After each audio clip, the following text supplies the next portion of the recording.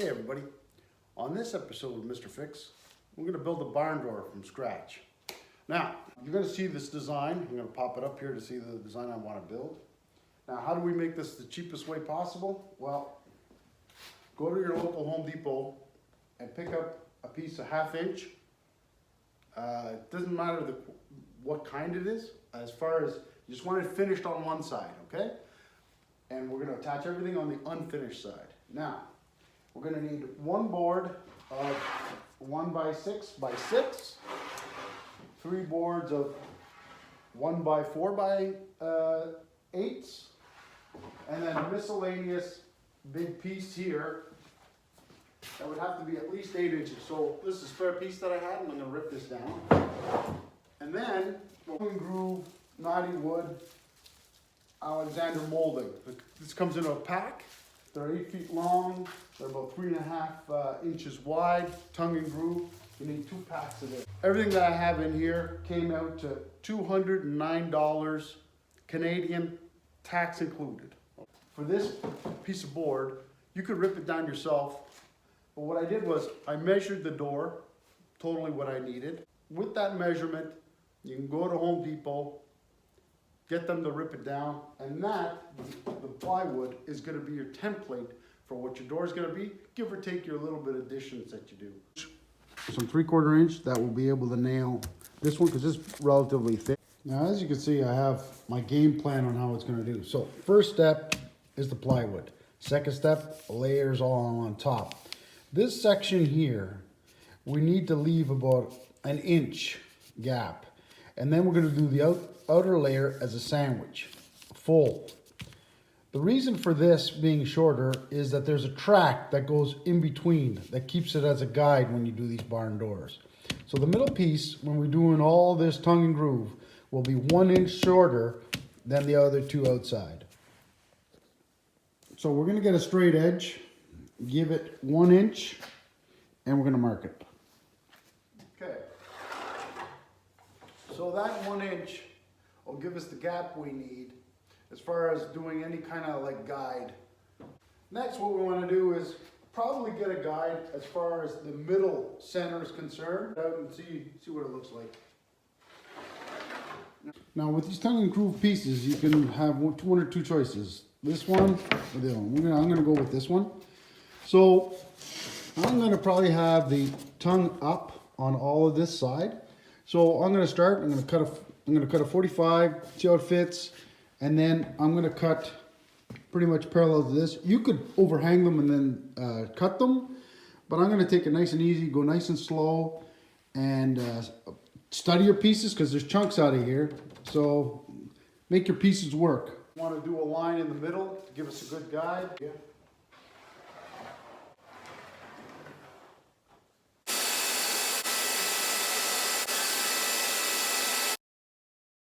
But this is how we're going to lay it.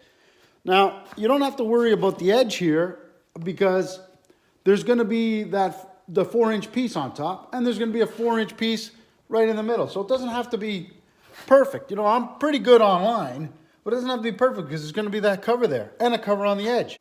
This one here will only go to the scribe line. If you have a 45 straight edge, even better. You want at least the points to be the same. Want it to be pretty close. Then we're going to scribe.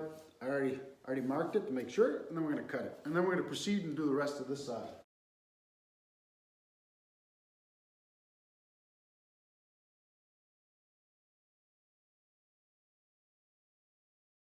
So you can see, hopefully you can see that online. We're pretty good. It's here. The edge is pretty good, nice and straight. I'm just going to continue. Same piece. Get a piece. Make sure your tongue and grooves are the same way. Make sure, scribe it the right way so then you know where you're going to go just in case you don't make a mistake. Make sure. So I'm going to go and I'm going to try to butt up right there. A line right in the middle so then I'll know the alignment perfectly. I'm going to glue it and nail it. Make sure you spread it out a little bit. Then we're going to put it in place. Use the biggest one to kind of like give it the best guide because this is the guy that's going to be dictating everything. then we're gonna nail it. Like I said, make sure you do not go through. Half of it nailed down as far as the tongue and groove is concerned. I'm gonna move to the other side. Now the key point in starting the other one is that you want one central spot, okay? So the central spot that we're looking at is right there. So you wanna make sure that everything kind of like goes in line, right? So use your square, try to get it as best as possible. Everything looks pretty good. No problem. All is gonna be covered up as far as the middles and the sides. Now, 1x4, sorry. So make sure that you pick some good edges, and we're gonna decide, some have knots. I did the best I could to get some good pieces, but so we'll play by ear as far as what's good, what's not. What we're gonna do is here, there's gonna be one here, this.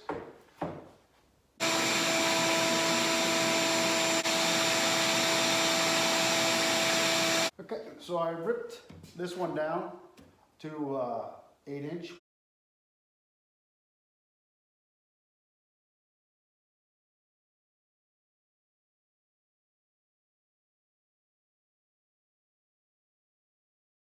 So to cap the end, I had one piece left. This is really thin, and I was able to just cut it just right.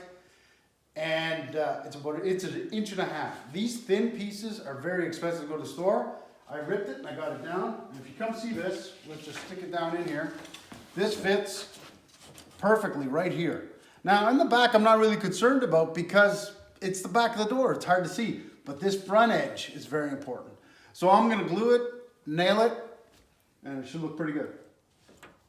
So the only thing that's left here is this groove. We got to extend it, right? So I put the trim piece on, which is good. We're gonna sand and fill it all up after, but this groove we gotta do something with.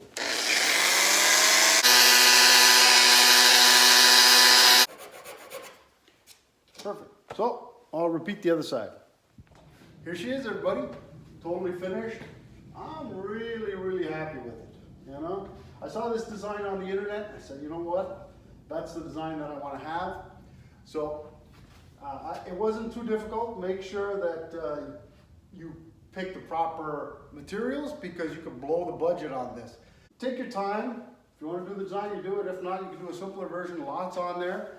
But good luck to you and your barn door. And thanks for watching, Mr. Fix.